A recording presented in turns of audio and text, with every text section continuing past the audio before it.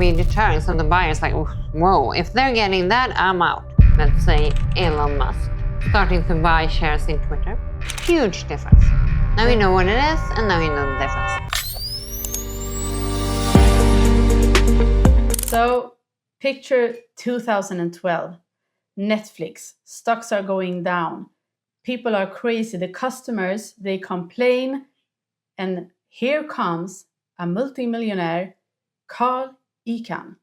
And he buys just exactly under 10% of the company.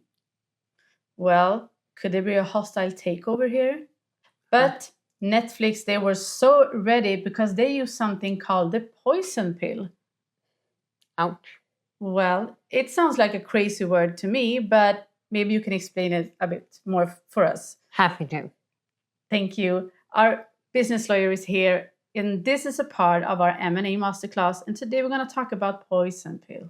Yeah, and in particular, we're going to talk about something that most perhaps don't. We're going to talk about how they work in the US compared to Europe.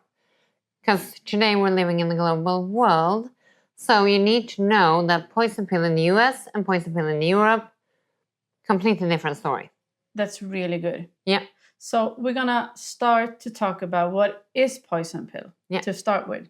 So poison pill is a defense mechanism from the board of directors and the current management fending off a buyer that they don't want, a shareholder, an investor that they don't like. Typically, it's seen as them protecting their own jobs, really, and own positions, right? Yeah, it could be. Because with a new buyer, they're on their way out, right? So that's how it's seen. It's like putting up the fence. Yeah. Okay. So we're going to start with looking how it works in the US. Because in the US, poison pills are common. Oh, more than in the EU. In Europe, they don't really exist in the same sense at all. So interesting. Yeah. So in the US, many legal entities, companies, are registered in Delaware. And in Delaware, or under that jurisdiction, it's made clear that poison pills are typically accepted and seen as part of the business judgment rule for the board of directors. And also in the US, it's seen as you typically have more of a dispersed ownership than in Europe, which means there's more control for the board of directors compared to the shareholders, which means that they can do more. Okay. So, what type of poison pills are there out there in the US? Yeah. Well, we have the famous dilution of ownership, which means that if an unwanted shareholder, let's say Elon Musk, starting to buy shares in Twitter, if he reaches over a certain threshold, let's say 15%, that will trigger a right for all other shareholders to, for example, buy shares if you have shares in Treasury or subscribe for new shares. So they get more and more shares for a price under market value, which means that that unwanted buyer, now we're talking Elon Musk, will be diluted. So when he's trying to gain control, everybody else gets more and more shares. And that should serve to deter an unwanted buyer so that he will stay clear of that company. And then a second one will be the golden parachute. The executives are promised such a lavish, such a golden parachute if a new buyer comes in.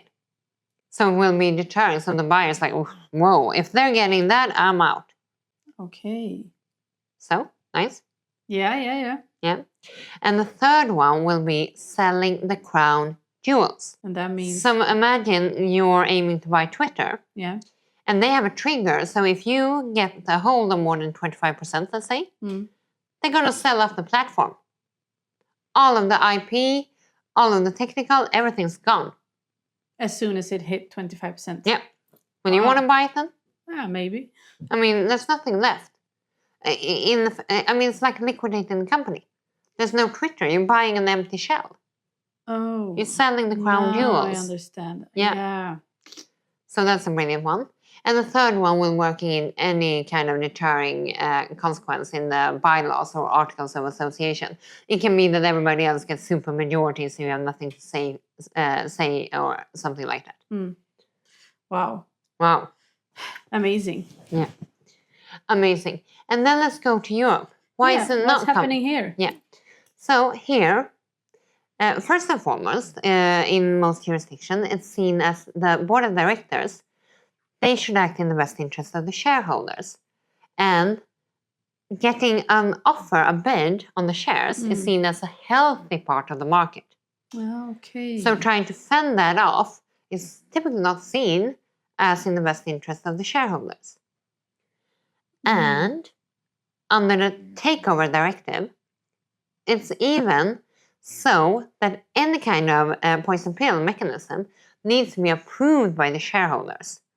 So the board of directors cannot take that kind of defense mechanisms and make those decisions and act on them on their own. As they can in the US? Yes. Okay, so you're not allowed. You're not allowed. You're only allowed to issue a recommendation if you think a bid is good or bad. Okay. That's it. It's a big difference then between the US and the EU. It's so important just buying shares. I mean, some people even have as an investment strategy trying to buy shares where they think someone will try to take the company private. Because they want that bid, because they feel that bid has some kind of topping off compared to the market price, because otherwise you would just sell on the open market, right? Yeah. So it's so important to know the difference between the US and Europe. Yeah, I noticed that because when I was doing research about it, I Googled poison pill, and there was a lot of different knowledge about poison pill, whether it's from the US or from the EU. Yeah, so huge difference. Now you know what it is, and now you know the difference. Yeah, so be mindful about that when you're reading about the poison pill. Yeah. That's it for today. This is our M&A Must Know Masterclass, and we talked about poison pill today. And keep educating yourself as always, and this is not legal advice. It's knowledge sharing. And if you've seen any crazy takeovers, or you're wondering if this is a poison pill or not, and you've seen it in Europe, you wonder, is this okay then? Drop it down below and we'll talk about it. Yes, buckle up and just rock on with your businesses. We believe in you so much.